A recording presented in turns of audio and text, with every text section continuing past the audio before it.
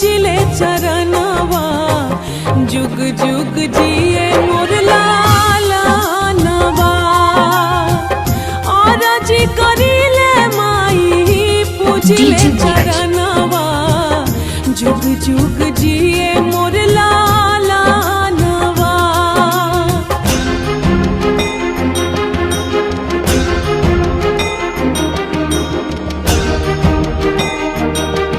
DJ Viraj रखी है